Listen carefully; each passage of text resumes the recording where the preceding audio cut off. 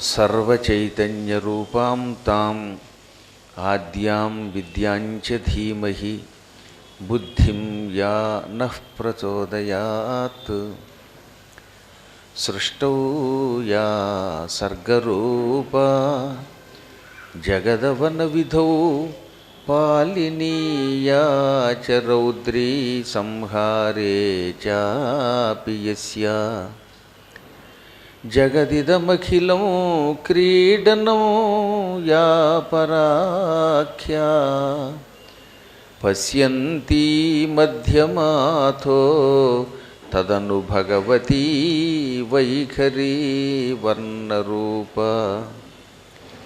సాస్మద్వాచం ప్రసన్నా విధి హరి గిరిశారాధితాలంకరోతు.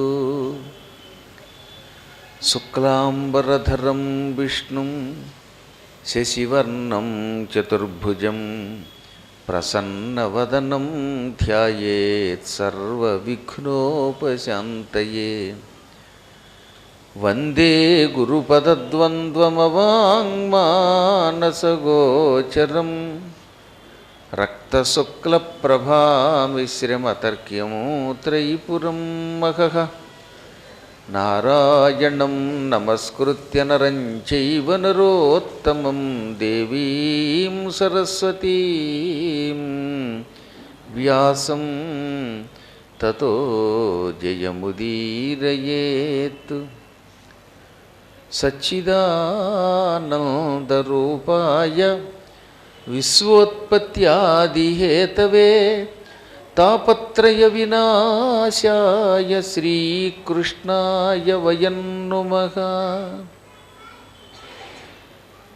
గంగాతరంగరమణీయజటాకలాపం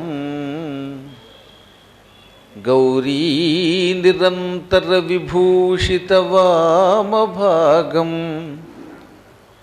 నారాయణప్రియమనంగమదాపహారం వారాణసీపురపతిం భజ విశ్వనాథం భజ విశ్వనాథం. ఓం నమః శివాయ. ఓం నమో నారాయణాయ. ఓం నమః శివాయ. ఓం నమో నారాయణాయ. ఓం నమః శివాయ. ఓం నమో నారాయణాయ. అగస్త్య మహర్షి లోపాముద్రా సమేతంగా శ్రీశైల శిఖరం వచ్చిన తరువాత శ్రీశైల శిఖరాన్ని చూస్తే పునర్జన్మ ఉండదు అని నువ్వు అంటున్నావు.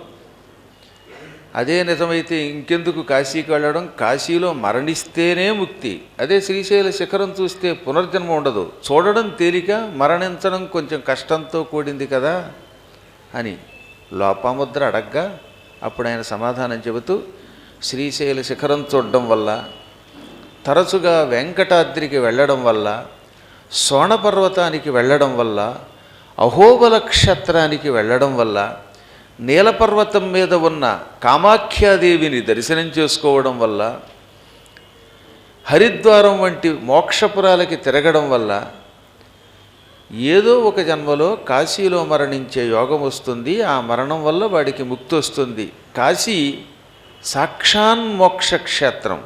తక్కినవి కాశీ మరణాన్ని ప్రసాదించే ముక్తి క్షేత్రాలు. అది తేడా. అంటే ఇన్ని క్షేత్రాలు తిరిగితే దీని ప్రభావంతో మళ్ళీ ఇంకొక జన్మలో కాశీకి వెళ్ళగలుగుతాం. అక్కడ శరీరం విడిచిపెట్టగలుగుతాం. విడిచిపెడితే ముక్తి వస్తుంది.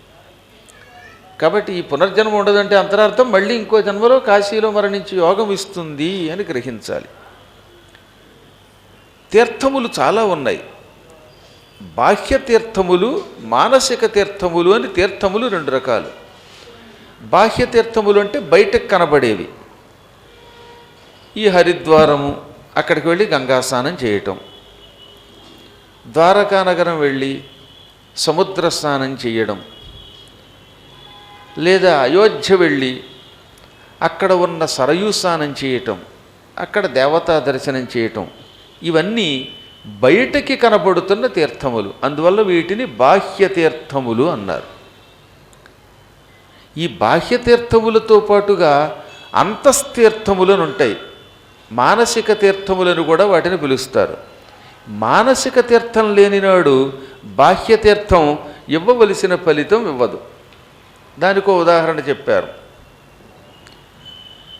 సురాకుంభమివాపగాహ అన్నాడు వ్యాసుడు. ఒక కుండ ఉన్నది, ఆ కుండ నిండా కళ్ళు పోశారు. ఫుల్లుగా కళ్ళు ఉన్న కుండ.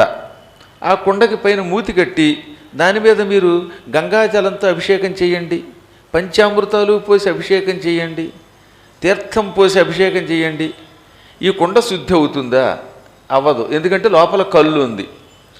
ఆ కుండ శుద్ధి అవ్వాలంటే ముందు ఆ కళ్ళు పారబోయాలి. పారబోసి బాగా కడిగి అప్పుడు దాంట్లో గంగాజలం పోస్తే ఆ కుండ పవిత్రం అవుతుంది. కళ్ళు ఉన్న కొండని పైపైన ఎన్ని రకాలుగా శుద్ధి చేసినా ఆ కొండ ఎలా శుద్ధి కాదో, కుళ్ళు కుతంత్రాలు కుట్రలు ఉండి నిజాయితీ లేనటువంటి వాడు, అసత్యాలాడేటటువంటి వాడు, కపటత్వంతో ప్రవర్తించేవాడు, తన హృదయ వృత్తాంతం బయటికి తెలియకుండా ప్రవర్తించేవాడు ఉన్నాడే, వాడు ఎన్ని తీర్థములు తిరిగినా అది వ్యర్థమైపోతుంది. కాబట్టి తీర్థయాత్రకు వెళ్ళేటప్పుడు ముందు ఏముండాలన్నమాట, మనకి హృదయ శుద్ధి కూడా ఉండాలి. అనువాదం చేస్తూ శ్రీనాథుడు ఒక అద్భుతమైన పద్యం చెప్పాడు. ఒక గొప్ప శ్రీనాథ పద్యం. అంటే ఇందులో చెప్పాడే, బాహ్య తీర్థములు ఎన్ని చేసినా మనస్సు పవిత్రంగా లేకపోతే తీర్థయాత్రలు చేయటం వ్యర్థమైపోతుంది అనడానికి అనువాద పద్యం అన్నమాట. బిసరుహ పత్రలోచన కృపీటములందు మునింగియాడవే మొసళులు మీలు కర్కటకముల్ కమఠంబులు వాని కబ్బునే అసదృశమైన తీర్థఫలమట్టి విధంబు సుమీ తలంప మానసమగు తీర్థమాడని జనంబులకున్ బహుబాహ్య తీర్థముల్. లోపాముద్ర. తీర్థయాత్రకు వెళ్ళినంత మాత్రం చేత, గంగా నదిలో ములిగి స్నానం చేసినంత మాత్రం చేతే మనిషి పవిత్రుడైపోతే, మనిషి కంటే ముందే పవిత్రులు అవ్వవలసిన వాడు చాలామంది ఉన్నారు. గంగానదిలో పరమ పవిత్రమైన కాశీ గంగానది ప్రాంతంలో నీటిలో మొసళ్ళు ఉన్నాయి. రోజు మొసళ్ళు నీటిలో తిరుగుతున్నాయా, కానీ మొసళ్ళకి ముక్తి రావడం లేదు. మీలు చేపలు ఉన్నాయి, చేపలకి మోక్షం రావడం లేదు. కర్కటకముల్ ఎండ్రకాయలు, పీతలు ఉన్నాయి, ఈ పీతలకి ముక్తి రావడంలా. కమఠంబులు తాబేళ్ళు ఉన్నాయి, వాటికి ముక్తి రావటం లేదు. ఎందువల్ల వాటికి రావడం లేదు అంటే, అది మనకి నివాస స్థానము అని భావించి, అది తిండి కింద వసతి కింద మాత్రమే భావించి ఈ జీవులు అందులో తిరుగుతున్నాయి తప్ప, అది గంగా, అందులో స్నానం చేస్తే మనం పవిత్రులమవుతాం, మనకి ముక్తి వస్తుందనే ఆలోచన వాటికి లేదు. మనం కూడా గంగలో ములిగేటప్పుడు ఆ చేపల్లాగో, పీతల వలె, మొసళ్ళ వలె, తాబేళ్ల వలె ఏదో బుడుంగున ఉలగమన్నారు కనుక ఉలగడం, ముక్కు పట్టుకోమంటే పట్టుకుంటూ స్నానం చేస్తే చేపలు పీతల్లాగే మిగులుతాం తప్ప మనకి ముక్తి రాదు. ఇప్పుడు చాలామందికి ఒక అనుమానం రావాలి, ఏమండి ఎన్నోసార్లు కళ్యాణం చేయించిన ఒక ఆయన ఉన్నాడు, ఆయనకి ఎందుకు పెళ్ళి అవ్వడం లేదు? ఎన్నో భాగవత్ సప్తాహాలు పారాయణ చేసిన వాడు ఉన్నాడు, వాడికి ఎందుకు ముక్తి రావడం లేదు అంటే, అతడు భాగవత పారాయణం చేస్తున్నప్పుడు ఈ గ్రంథం నేను మోక్షం పొందడం కోసం నేను కూడా తరించడానికి చేస్తున్నాననే ఊహతో చెయ్యకపోవటం వల్లే వాడి కోసం వైకుంఠం నుంచి విమానం రావడం లేదు. అదే ఈ పారాయణ చేయించుకుంటున్నవాడు, అమ్మో ఈ భాగవతం చదవడం వల్ల నేను పవిత్రుడవుతాను, లేక మా అమ్మ, మా తాత, మా బామ్మ మేమంతా తరిస్తాం అని భక్తితో చేయించుకుంటున్నారు కనుక వాళ్ళ కోసం విమానం వస్తుంది, వీళ్ళకి విమానం రావడంలా. 100 భాగవత సప్తాహాలు చేసిన వాడు వైకుంఠానికి వెళ్ళలేదట. ఎందులో చెప్పారు ఈ మాట? గోకర్ణోపాఖ్యానంలో చెప్పారు భాగవత మహిమలో. 100 భాగవత సప్తాహాలు చేసినా వాడికి ముక్తి ఎందుకు రాలేదంటే, చేస్తున్నంతసేపు వాడు పారాయణ చేసుకుని, ఈ పారాయణ చేయటం వల్ల మనకి ఎంత అకౌంట్లో పడుతుంది, అది చేతిలో వేస్తారా లేకపోతే అకౌంట్లో వేస్తారా, నాకు పట్టు వస్త్రం పెడతారా సామాన్య పెడతారా, మళ్ళీ దీక్షా వస్త్రంలో నాకు ఏ అంచు ఇచ్చారు, ఆయనకి ఎర్రంచి ఇచ్చారు, నాకు తెల్లంచి ఇచ్చారు, ఈ ఓహొచ్చి దీని మీదకు దృష్టి వెళ్ళిందిట, అందువల్ల వాడికి ముక్తి రాలేదుట. అది రాకుండా చదివారనుకోండి, భగవంతుడి దేవాలు ఎలాగో డబ్బిస్తాడు, ఆయన ఇవ్వకుండా ఏం చేస్తాడండి? ఆయన లక్షణమే ఇవ్వడం. ఏ వంకతో పారాయణం చేసినా ముందు సంపద ఇచ్చి తర్వాత ముక్తినిస్తాడు. ఆ ఊహతో ఈ పారాయణం నేను ముక్తి పొందడానికి చేస్తున్నాననే పవిత్ర భావనతో చేస్తూ పారాయణ చేస్తున్న సమయంలో పనికి వాళ్ళని సంభాషణ చేయకుండా ఉంటే, రాగద్వేషాలు పొందకుండా ఉంటే, అప్పుడు ఈ భాగవత సప్తాహం చేసిన వాడికి చేయించుకున్న వాడికి వైకుంఠం ఇస్తుంది. అందుకని మనస్సు బాగుండాలి. మనస్సు బాగుండకపోతే వ్యర్థం ఆ తీర్థయాత్ర. మనస్సు బాగుండకపోతే పారాయణ వ్యర్థం. మనస్సు బాగులేని పారాయణ, మనస్సులో పవిత్రత లేని స్నానము, మనస్సులో పవిత్రత లేని ఆలయ దర్శనము, ఇవన్నీ కల్లుకొండని గంగాజలం వంటి జలములు కూడా ఎలా శుద్ధి చేయలేవో అలా శుద్ధి చేయలేవు. అది వ్యర్థం అయిపోతుంది. ఇప్పుడు అర్థమవుతుందా మీకు? మేము జపం చేస్తున్నామండి, మీరు ఇచ్చిన మంత్రం 1,00,000 సార్లు చేశానండి, నాకు ఫలితం రాలేదు అంటే నీవు బుద్ధి కల్లు బుద్ధి అయిపోయింది. నీ శరీరం కల్లుకొండలో ఉంది. అప్పుడు నువ్వు జపం చేస్తే ఫలితం ఉండదు. అలా కాకుండా ఈ అక్షరమును జపం చేస్తే తక్షణం నాకు పరమాత్మ కనపడతాడు, నన్ను అనుగ్రహిస్తాడు అని నమ్మి చెయ్యండి. మీకు వారం రోజులలోపు ఫలితం రాకపోతే అప్పుడు అడగండి. నేను అలా ఫలితం సాధించి చెబుతున్నాను. చాలామంది అనుకున్నట్టుగా నా దగ్గర ఏ మహిమ లేదు, నాకు ఏ శక్తి లేదు. ఉన్నది ఒక్క శక్తి. ఏమిటా శక్తి అంటే, నాకు ఆ భగవంతుడి మీద నమ్మకం ఉండి నువ్వు ఉన్నావని నమ్ముతున్నాను, ఈ పని చేసి పెట్టు అంటే చేసి పెడుతున్నాడు. అదొక్కటే నాకున్న మహిమ. నేను మీలాగే దేవుణ్ణి ఏం కాదు, మనిషినే. కానీ నేను అడిగితే సత్యనారాయణ స్వామి ఆలయం ఎందుకు కట్టి పెడుతున్నాడు ఆ పరమాత్ముడు? 1,00,00,000 రూపాయలతో ఆలయం కట్టాలంటే 1,00,00,000 రూపాయలు ఎలా వస్తున్నాయి? లేదా సింహాసనం చేయించాలంటే ఎలా వస్తుంది? దాని మీద నమ్మకం నాకు. ఈ భగవంతుడు చేయించుకుంటున్నాడు, చేయించుకుంటే ఆయన ఇష్టం, చేయించుకోకపోతే నా కర్మ అనుకుంటాను. ఎప్పుడు నిస్పృహ చెందలేదు. పూర్తిగా భారం విడిచిపెట్టాను. నిత్యం ఆ భగవంతుడినే నమ్ముకుంటున్నాను. 37 ఏళ్లుగా వ్యాసుడి పురాణములు నిరంతరం నోట్లోంచి చెప్పి చెప్పి నా నోరే వ్యాసుడైపోయింది. ఎంత విశ్వాసం ఉంటుందో మీరు చెబితే నమ్మరన్నమాట. ఎన్నోసార్లు జరిగిందండి ఇది. ఒకసారి కాదు, 2 సార్లు. పురాణాల్లో జరిగిందంటే నమ్మినా నమ్మకపోయినా వ్యక్తిగతంగా జరుగుతోంది. నేను సత్యనారాయణ గారు మొన్న అమెరికా నుంచి తిరిగి వస్తున్నాం. తీరా విమానం ఎయిర్ ఇండియా ఎంతో పర్ఫెక్ట్గా వస్తుంది అనుకున్న విమానం హఠాత్తుగా 6 గంటలు ప్రయాణం చేసిన తర్వాత మరికొద్దిసేపట్లో ఫిన్లాండ్లో ల్యాండ్ అయిపోతున్నాం అన్నాడు. ఇదెక్కడ గొడవరా, మధ్యలో ఎక్కడెందుకు ల్యాండ్ అవుతున్నాం అనుకుంటే, అందులో ఒక ఆవిడకి హార్ట్ అటాక్ వచ్చింది. ఆవిడ తక్షణం వైద్యం అందకపోతే చచ్చిపోతుంది. ఆవిడ చచ్చిపోతే విమానం కదలడానికి ఉండదు, అది దింపాలి, పార్సిల్ చేయాలి, పెద్ద గొడవ అది. మమ్మల్ని తీసుకెళ్ళి ఫిన్లాండ్లో ఆపేశాడు ఆ ఎయిర్పోర్ట్లో. ఓరి నాయనో, అక్కడికి దిగిన తర్వాత గందరగోళం. నేనేమో బిజినెస్ క్లాసులో ఉన్నా, నేను ఎకానమీ క్లాసులో కూర్చున్నాడు. కదలడానికి లేదు, ఎందుకంటే జనాలందరూ పైకి కిందకి, పిల్లలు లేచిపోయారు, బాత్రూములు ఫుల్ అయిపోయాయి. బాత్రూములు కూడా చివరికి గందరగోళం అయిపోయింది. 5-6 గంటలు ఆపేశారండి ఎయిర్పోర్ట్లో. వాళ్ళు వస్తున్నారు పోతున్నారు. నేనేమో కార్తీక పూర్ణిమకి మళ్ళీ పీఠానికి వెళ్ళాలి, కోటి దీపోత్సవం చెయ్యాలి, లక్షపత్రి పూజ చెయ్యాలి. శుక్రవారం బయలుదేరాం, శనివారం సాయంత్రానికి ఇంటికి వెళ్ళవాలి మేమంతా. కానీ అక్కడ ఆపేశాడు వాడు. అప్పుడు నేను నిరంతరం నీ భక్తితో, నీ మీద భక్తితో నీ నామస్మరణం చేస్తున్నాను జగదంబ. కార్తీక మాసంలో పీఠంలో ఉండకుండా చేస్తావా? ఇప్పటికే 5-6 గంటలు గడిచిపోయింది, తిండి లేక చచ్చిపోతున్నాం, జనాలంతా హడిలిపోతున్నారు. ఆవిడ చచ్చిపోతే ఇంకో రోజు ఆగిపోతాం.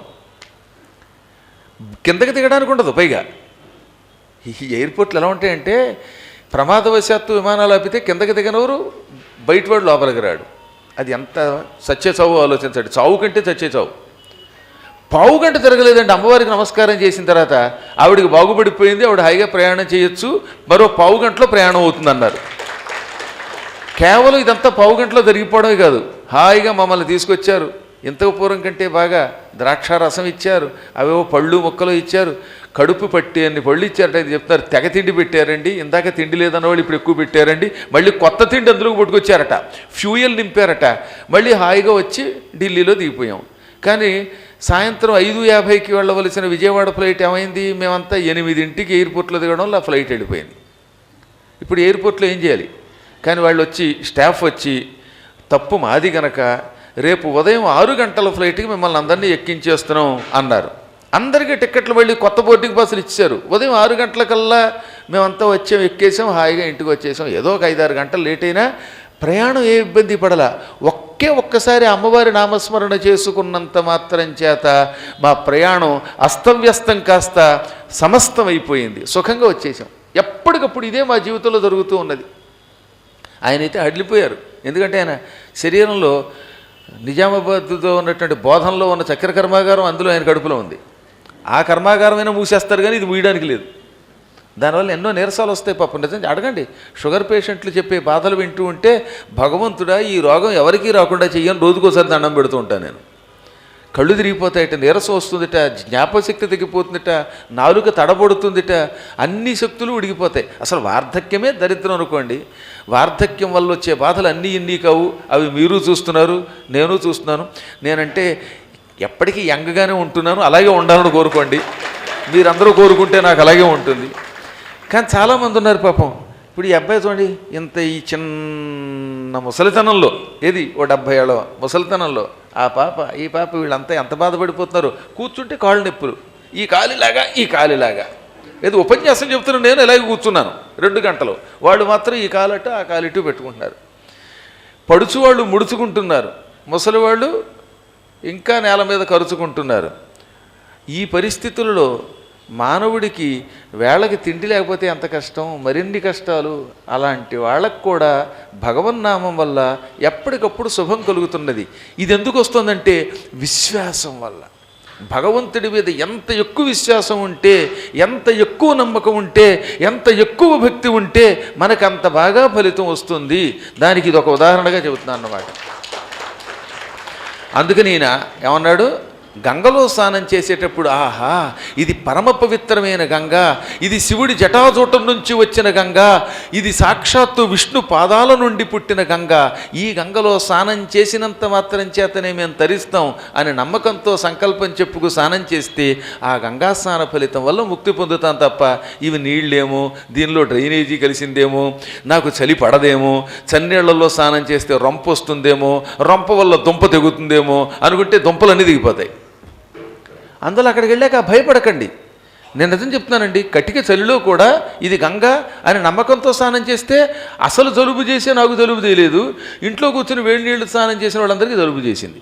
కారణం ఏంటంటే వీళ్ళకి భయం ఎక్కువైపోయింది భక్తి కంటే. పోని నువ్వు ఇంట్లో దాక్కుని రోజు వేడి నీళ్ళు స్నానం చేస్తే అంతకాలం బతుకుతావు. ఈ స్నానం చేయటం వల్ల నీ రోగం తగ్గిందా, నీకేమైనా కొత్త శక్తి వచ్చిందా అని నేను నిలదీసి అడుగుతున్నాను. అలా అని పిచ్చి పనులు చేయమంటల్లా. కనీసం గంగ దగ్గరికి వెళ్ళినప్పుడు ఒక్కసారైనా గంగలో ములగకపోతే ఎందుకు ఉపయోగం? దాని మీద నమ్మకంతో చేయాలి. 24 గంటలు శరీరాన్ని పాడు చేసుకోమని ఏ శాస్త్రం చెప్పలేదు. వెళ్ళక గంగ దగ్గరికి వెళ్ళాం, వెళ్ళక సరయూ దగ్గరికి వెళ్ళాం.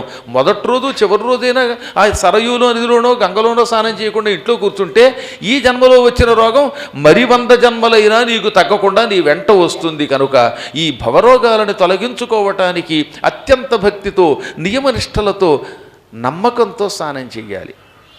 అందువల్ల లోపాముద్ర తీర్థము అంటే మానసిక తీర్థం ముఖ్యం, అప్పుడు బాహ్య తీర్థం పనిచేస్తుంది.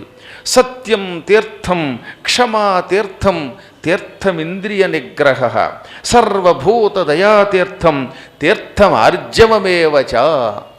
ఇవి తీర్థములంటే. నువ్వు నిత్యం సత్యం పలుకు, నిజం పలుకు. అబద్ధం ఆడవలసిన అవసరం వచ్చింది నీకు? ఉన్నట్టుగా చెప్పేయి. అన్నం తిన్నావా? తిన్నానండి.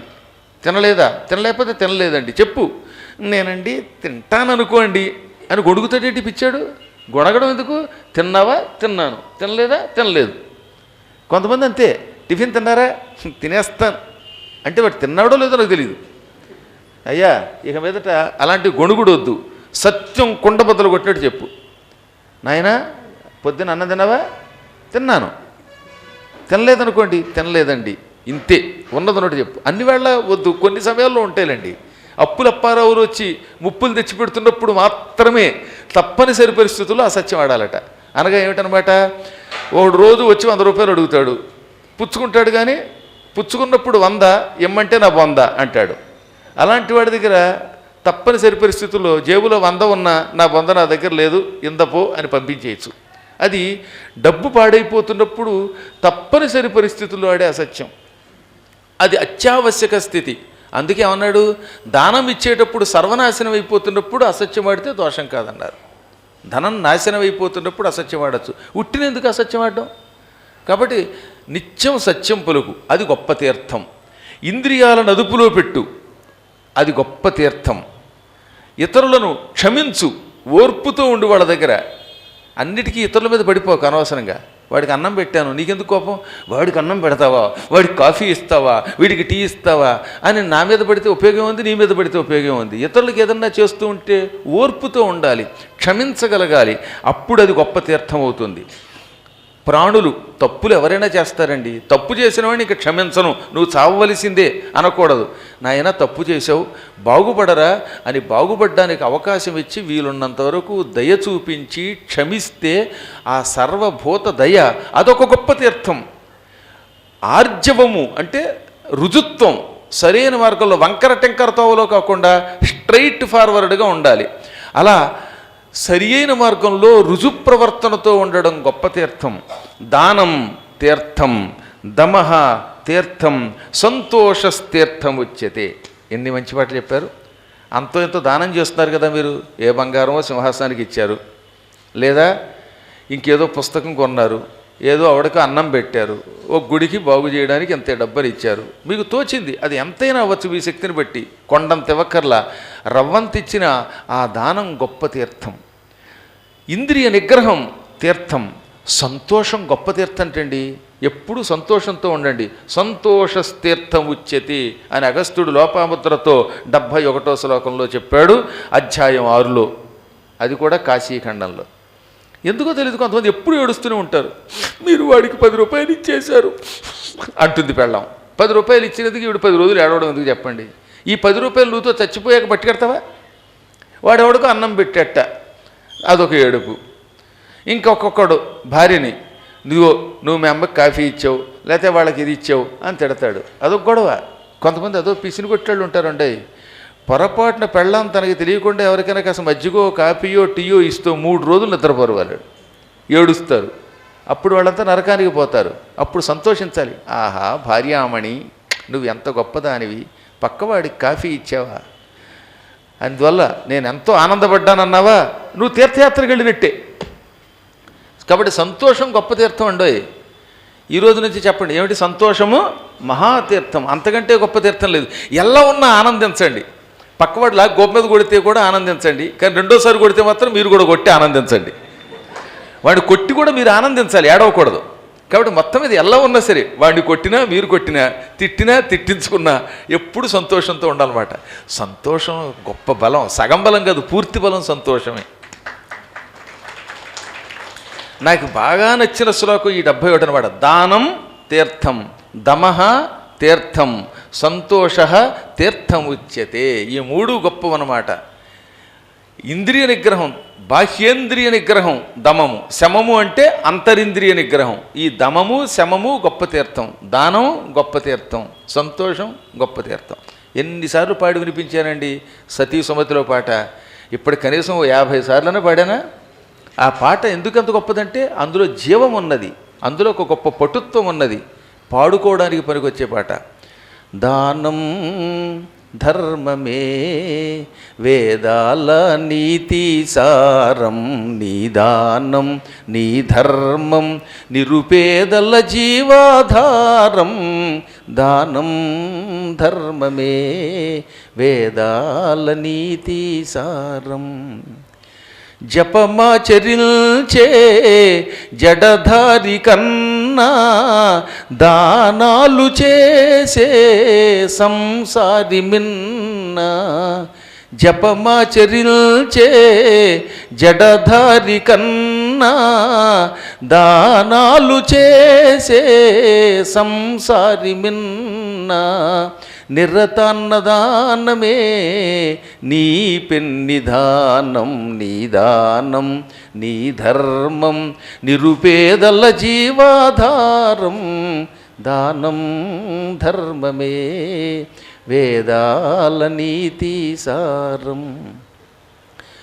మహారాజులైనా మహివీడు వేళ కొనిపోయినారా తమ వెంట సిరులా. మహారాజులైనా మహివీడు వేళ కొనిపోయినారా తమ వెంట సిరుల నెరదాత పేరే నిలచేది ధరణి నిదానం నీ ధర్మం నిరుపేదల జీవాధారం దానం ధర్మమే వేదాల నీతి సారం. అందువల్ల నిరంతరం దానం చేయటం ఒక గొప్ప తీర్థం. బ్రహ్మచర్యం అది తీర్థం. ప్రియవాదిత తీర్థంచ ప్రియవాదిత, ఇతరులకు ఆనందం కలిగేలాగా వాళ్ళ ఇంటికి వెళ్ళినప్పుడు మాట్లాడడం అదొక గొప్ప తీర్థం. జ్ఞానం అది తీర్థం. ఇవన్నీ తీర్థములని తెలుసుకుని మానవులు ఇంట్లో ఉండి తీర్థ ఫలితం పొందాలి, బాహ్య తీర్థాలు చూడాలి. కాశీ లేదు కాశీ లేదు, కాశీకి దూరం అయ్యాను, కాశీ చూడలేకపోతున్నాననే బెంగక్కర్ లేకుండా నేను ఈసారి నా శరీరంలో ఉన్న కాశీ క్షేత్రంలో నివసిస్తాను. శరీరంలో కూడా కాశీ ఉన్నది. ఎలా ఉంది? ఎడమవైపు ఎడ, కుడివైపు పింగళ అని 2 నాడులు ఉన్నాయి. ఈ ముక్కులో ఎడమరంధ్రంలో ఎడానాడి ఉన్నది, ఇటు పింగళ ఉన్నది. ఈ రెండింటి ద్వారా గాలి పీల్చుకుంటూ కనుబొమల మధ్యలో దగ్గరికి వెళ్ళండి. ఈ కనుబొమల మధ్యలో బ్రహ్మచర్య దీక్షతో యోగాభ్యాసంతో ఒక్కసారి గాలిని పూరించి ఆ మధ్యలో దృష్టి పెట్టండి.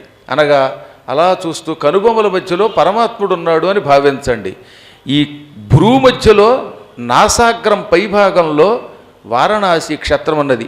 ఇది వరణ, ఇది అసి, ఈ రెండూ కలిసేటటువంటి మధ్యస్థానమే, అంటే కనుబొమల మధ్యస్థానమే, కుంకుమ పెట్టుకునే స్థానమే మానసిక వారణాసి క్షేత్రం. అందుకే యోగులు కళ్ళు మూసుకుని భ్రూ మధ్యంలో కనుబొమల మధ్యలో అన్నపూర్ణ విశాలాక్షి సమేతముగా విశ్వేశ్వరుడున్నాడని భావించి అక్కడే దర్శనం చేసుకుని తరిస్తూ ఉంటారు. బాహ్యమైన వారణాసి చూడలేనివాడు ఈ మానసికమైన యోగాభ్యాసం ద్వారా వచ్చేటటువంటి వారణాసి క్షేత్రాన్ని చూడాలి. అది ఎంతో శక్తి ఉంటే కానీ రాదు. ఎందుకంటే కనుబొమ్మల మధ్యలో ధ్యానం చేస్తూ ఉంటే ఈ కళ్ళు 2 పక్కకెళ్ళి అటు ఎవడేం చేస్తున్నాడు, వీడేం చేస్తున్నాడు, వాడికేమి ఇచ్చారు, వీడికేమి ఇచ్చారు, వీడికి రూపాయి ఇచ్చారా, వాడికి తక్కువ ఇచ్చారా అని చూస్తారు. నిలకడ ఉండదట. అందుకని మానసికమైన తీర్థం చాలా గొప్పది. ఈ శ్రీశైలం శీర్షం మీద పైభాగంలో ఉంటుందిట. శీర్షంబునందలి శ్రీశైల దైవంబు మల్లికార్జున దేవు మనికి పట్టు అని మహానుభావుడు కాశీఖండాన్ని అనువాదం చేస్తూ శ్రీనాథుడు రాశాడు శ్లోకానికి తాత్పర్యంగా. మీ శరీరములో క్షేత్రములు ఉన్నాయి. ఈ శిరస్సు పైభాగంలో శ్రీశైలం ఉన్నది, ఇక్కడ కాశీ విశ్వేశ్వరుడు ఉన్నాడు అని భావిస్తే ఇక్కడే మల్లికార్జునుడు ఉంటాడు. కనుబొమ్మల మధ్య భాగంలో ఇందాక చెప్పారు కదా, అక్కడ ఎవరున్నారు? వారణాసి ఉన్నది, విశ్వేశ్వరుడు అన్నపూర్ణతో ఉన్నాడని భావించాలి. కంఠస్థానంలో ఉజ్జయిని మహాకాళేశ్వరుడు ఉన్నాడని భావించాలి. నాభిస్థానంలో ద్వారకానగరం ఉన్నది బొడ్డు దగ్గర, అక్కడ రుక్మిణీ సమేతంగా కృష్ణుడు ఉంటాడు అని భావించాలి. చూసారా, నాభి అన్నారు ద్వారక. ఎందుకో తెలుసా? శ్రీ మహావిష్ణువు నాభి నుంచే ఈ చరాచర జగత్తంతా ఆవిర్భవించింది. ఎలా? నాభిలోంచి పుండరీకం వచ్చింది, పుండరీకంలోంచి బ్రహ్మ వచ్చాడు, బ్రహ్మతో సృష్టి వచ్చింది. అందుకే నాభిస్థానం ద్వారకానగర స్థానం, విష్ణు స్థానం, సృష్టికి మూలమైన స్థానం. పాదాల దగ్గర ఏమున్నది? గయాక్షేత్రం ఉన్నది. ఇలా క్షేత్రములన్నీ శరీరములో ఉన్నాయని భావించి మానవులు తరిస్తూ ఉంటారు. తీర్థయాత్రలకు వెళ్ళినప్పుడు కొన్ని పనులు చేస్తే వాడు తప్పక తరిస్తాడు. ఇవన్నీ లోపాముద్ర వంకతో మనకిస్తున్నాడు ఆయన. లోపాముద్రకి తెలియక కాదు, లోపాముద్రకు అన్నీ తెలుసు, తెలియంది మనకి. అందుకని లోపాముద్ర. కొందరు తీర్థయాత్రలకు వెడతారు, వెళ్ళినా ఫలితం పొందటం లేదు. కారణం తీర్థయాత్ర క్షేత్రాలకి వెళ్ళినప్పుడు చెయ్యవలసిన పనులు చేయకుండా పిచ్చి పనులు చేయటం వల్ల. కాశీ వెళ్ళారట, 23 రూము ఎదురుగుండా 22వ రూము. ఇద్దరూ తెలుసుకుని, ఇదిగో ఆవిడ అలా చేసిందిట, ఈవిడ ఇలా చేసిందిట, మీకేమో మంచి గది ఇచ్చారు, మాకు మంచి గది ఇవ్వలేదు, మీకు అటాచ్డ్ ఇచ్చారు, మాకు డిటాచ్డ్ ఇచ్చారు, మీకు 10 రూపాయలు ఇచ్చారు, నాకు 20 ఇచ్చారు, ఆయనకేమో పూరీ పెట్టారు, నాకు కూర మాత్రమే పెట్టారు. ఈ సోదంతా అక్కడికి వెళ్ళాక చేస్తారండి దరిద్రం. అప్పుడు వాడు కాశీ పెడితే ఉపయోగం ఉంది, మూసీలో పెడితే ఉపయోగం ఉంది. అందుకని తీర్థయాత్రకు వెళ్ళినప్పుడు ఏం చేయాలి? నిత్యము సత్యం పలకాలి, పర నింద చెయ్యకూడదు. అసలు 65వ శ్లోకం చాలా గొప్ప శ్లోకం. ఇప్పుడు చెప్పబోయే శ్లోకం ఇది 6వ అధ్యాయంలో 65వ శ్లోకం. తీర్థయాత్రకు వెళ్ళినవాడు ఏం చేయాలి? తీర్థోపవాస కర్తవ్య శిరసో ముండనం తథా శిరోగతాని పాపాని యాంతి ముండనతో యతః. తీర్థయాత్రకు వెళ్ళినప్పుడు ఒక రోజైనా ఉపవాసం ఉండాలి. పూర్తిగా ఉపవాసం ఉండలేనటువంటి వాడు పగల ఉపవాసం ఉండి రాత్రికి ఈ పగలది రాత్రిది కలిపి పుచ్చుకోవచ్చు. ఒక పూటైనా ఉపవాసం ఉండాలి. ఈ మధ్యన కొంతమంది ఏమంటారు తెలుసా? అమ్మో నేను తీర్థయాత్రకు వెళ్ళినప్పుడు రాత్రి భోజనం చేయనండి అన్నాడు. నేను అనుకున్నాను వాడేం తిండేమో అడిగి వీడికి ఏం వేయొద్దన్నాను. సాయంత్రం వాడు వచ్చి ఇదేంటంటే రాత్రికి నేను అన్నం తిన్నన్నాను కదా అన్నాడు. అన్నం తిన్నన్నావు కాబట్టే వంట చేయలేదు అనగానే అన్నం తినను అన్నాను కానీ పెసరట్టు ఉప్మా సంగతి ఏమిటి అన్నాడు. వాడికి శనివారం అంట. అంటే మిగతా వాడికి అందరికీ శనివారం కాకపోతే ఆదివారమా? ఎవరికైనా శనివారం ఏది, ఎవరికైనా ఏకాదశి. అంటే తీర్థయాత్రకు వెళ్ళినట్టు ఉపవాసము అంటే అర్థం ఏంటంటే వాడి దృష్టిలో సాయంత్రం పూట అన్నానికి బదులుగా పెసరట్టు ఉప్మా, మళ్ళీ దాంట్లో కూర చట్నీ, ఇవి దాంతోపాటు పూరీ కూర, ఏదో 4 ఇడ్లీ, కాస్త అందులో చట్నీ, మళ్ళీ సాంబారు, ఇవన్నీ చేసుకు తింటే అది ఉపవాసమా? అధిక వాసం, మహావాసం. అది ఈ పిచ్చి పనులుగా చేయటం. పూర్తిగా మానగలిగితే మాను, లేదా అల్పాహారము అన్నారు, కొద్దిగా తిను. రోజు ఓ 50 ఇడ్లీ తింటాం అనుకో రాత్రిపూట, 50 మానేసి ఒక్కరోజు 5 ఇడ్లీ తిను. నాలాంటి వాడు రోజుకు 3 ఇడ్లీ తినేవాడు ఉన్నాడు అనుకోండి, ఒక 1/2 ఇడ్లీ తినాలి, అంతకంటే ఎక్కువ తినకూడదు. అసలు తినకుండా ఉండగలిగితే అది అదృష్టం అనుకోండి. అలా తినకపోతే మళ్ళీ మిమ్మల్ని ఎముడు తింటాడు. ఎందుకైనా మంచిది, రోగం తింటుంది. కానీ కొద్దిగా సేకరించాలి, ఎంతో కొంత సేకరించాలి. ఆహారాన్ని అదుపులో పెట్టాలి. అంతేగాని ఇడ్లీ సాంబార్లో ఉల్లిపాయ కూడా వేయలేదు అనకూడదు మళ్ళీ. ఈ విధంగా దాని మీద దృష్టి పెట్టకుండా ఆహార నియంత్రణ ఉండాలి. అందుకని తీర్థోపవాస కర్తవ్య అన్నాడు. అంటే చేసి తీరాలి. తీర్థయాత్రలో ఉపవాసం చేసి తీరాలి. అప్పుడప్పుడు, రోజు కాదు. శిరసో ముండనం తథా. అప్పుడప్పుడు ఏ తిరుపతితో వెళ్ళినప్పుడు, కాశీ వెళ్ళినప్పుడు గుండు గీయించుకోవాలి మగవాళ్ళు. ఆడవాళ్ళకి మాత్రం ఉపవాసం చెప్పి వదిలేశారు. మగవాడికి గుండు కూడా చెప్పారు. ఇది వినగానే ఐశ్వర్యవచ్చారు మీరంతా వెళ్ళకండి. ఈ గుళ్ళన్నీ చూస్తే హడిలిపోతారు ఇళ్లలో వాళ్ళు. స్త్రీలకి గుండు చేయించుకునే అధికారం జీవితంలో 2 సార్లు ఉన్నది. ఒకటి, తన శరీరమైన ప్రాణాధిక స్వరూపుడైన భర్తగారు పరలోకగతుడైతే అప్పుడు ఒక్కసారి చేయించుకోవచ్చు. అది కూడా కండిషన్ కాదు. ఇక రెండవది, భర్తకి ప్రాణం పోతుందనుకున్నప్పుడు మా ఆయన బతికితే తల వెంట్రుకలు ఇస్తానని ఏ దేవుడికో మొక్కుకున్నప్పుడు ఇవ్వచ్చు. అది కేవలం భర్తకి ప్రాణాపాయ స్థితి వచ్చినప్పుడే చెయ్యాలి, అందరికీ చేయకూడదు. తక్కిన వేళల్లో గుండు చేయించుకోకూడదు. జుట్టు దురదగా ఉంది కానీ గుండు చేయించేసుకోకూడదు. అంటే నేను చెప్పింది జుట్టు ఉన్నవాళ్ళకి. భగవంతుడే పట్టుకుపోతే మనం ఏం చేయలేము అనుకోండి. అయ్యా, అందువల్ల అందరూ గుండు చేయించుకోలేమని బాధపడకండి. ఈ మధ్యన ఒక ఆయన వచ్చి మీరేమో తీర్థయాత్రకు వెళ్ళాక గుండు చేయించుకోవాలన్నారు.